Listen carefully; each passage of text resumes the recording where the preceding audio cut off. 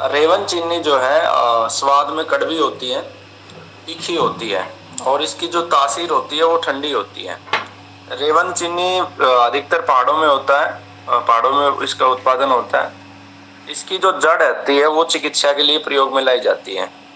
काफी सख्त होती है, इसकी जड़ मोटी होती है, भूरे पीले रंग की होती है, आप लोगों ने देखा होगा। आकार कुछ निश्चित नहीं होता, मुख्य रूप से हिमालय में पाई जाती है ये। रेवन चीनी को अलग अलग भाषाओं में अलग अलग नाम से भी जानते हैं। इसको हिमालयन रूह अरब भी के नाम से भी जानते हैं, रेव चीनी भी डाल जानते हैं इसको, रेवंद हिंदी भी बोलते हैं इसको।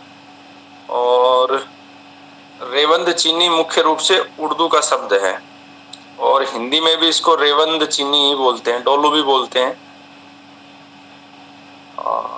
रेवन चीनी के जो मुख्य रूप से जो उपयोग है वो दांतों के लिए किया जाता है। कब्ज की समस्या में बहुत अच्छे से काम करती है, बवासीर में काम करती है, यूट्रस के प्रॉब्लम्स में काम करती है रेवन चीनी।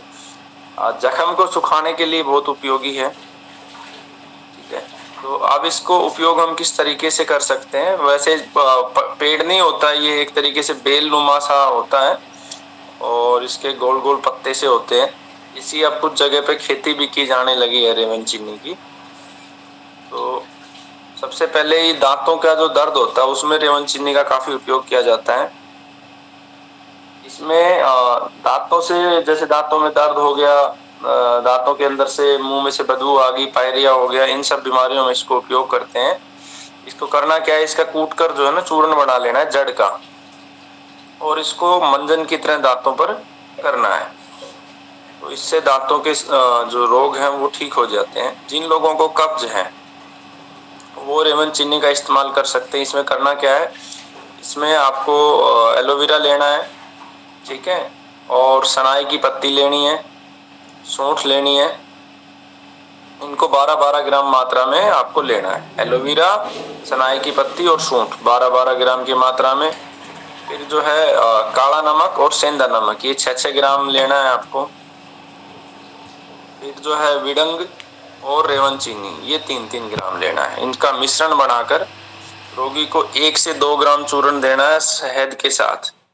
तो जिन लोगों को कब्ज की समस्या रहती है उस पर बहुत अच्छे से काम करता है। मैं रिपीट कर देता हूँ, इसमें घृत कुमारी मतलब एलोवेरा का गुद्दा, सनाय और सूंठ, ये लेने हैं 12-12 ग्राम, या इसको 10-10 ग्राम भी ले सकते हैं। फिर उसमें काला नमक, सेंधा नमक 5-5 ग्राम अगर 10-10 लेते हैं तो। और फिर रेवंद चीनी, विडंग, ये जो है फिर 2.5-2.5 ग्राम ले लें। यानी कि इनका अनुपात हो गया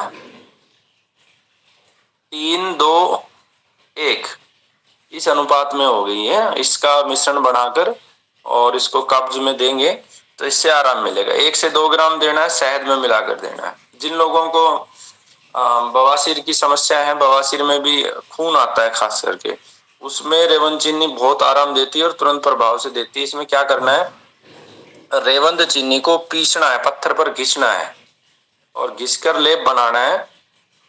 लेप बनाकर और वहां पर इसको भारी प्रयोग करना है, जैसे मस्सा है उस पर लगाना है, ठीक है। इसको रेवती का भी बोलते हैं काफी जगह पे।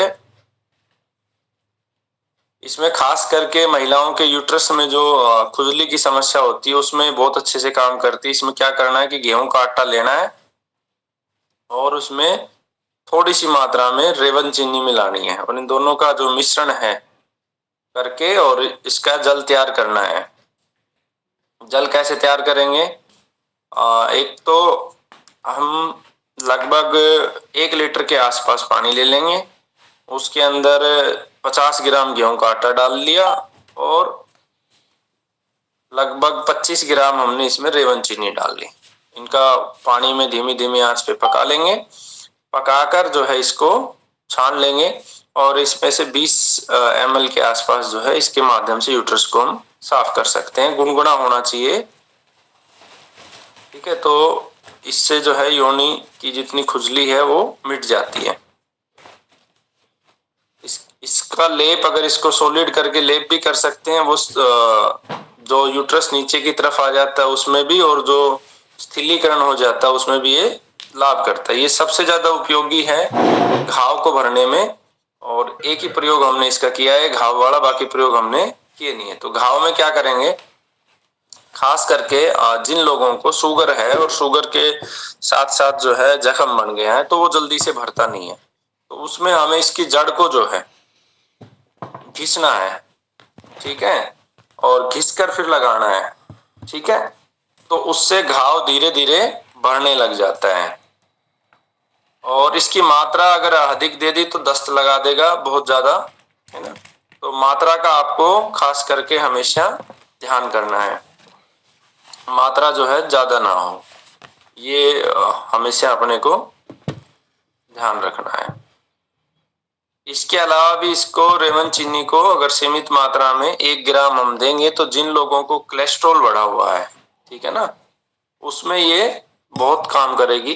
जिन लोगों को फैटी लीवर है तो उनको भी 1 ग्राम ये दे सकते हैं, और उसके साथ इसमें 1 ग्राम समान मात्रा में पुनर्नवा मिलाएंगे, और ये फैटी लीवर के रोगी को हम देंगे तो उसका फैटी लीवर ठीक हो जाएगा। जिन लोगों को मोटापा की समस्या है उनको भी इसको दे सकते हैं, 1-1 ग्राम हम देंगे, मोटापा की समस्या धीरे धीरे जो है ठीक हो जाएगी। और कब्ज में देने का इसका प्रयोग मैंने बता ही दिया है। इसको एक और प्रयोग हम कर सकते हैं, रेवन चीनी को दाल चीनी के साथ मिक्स करके हम देंगे और समान मात्रा में, तो ये जो बैड कोलेस्ट्रॉल है उसको निकालने के लिए बहुत प्रभावी हो जाता है। तो रेवन चीनी के ये मुख्य मुख्य उपयोग थे।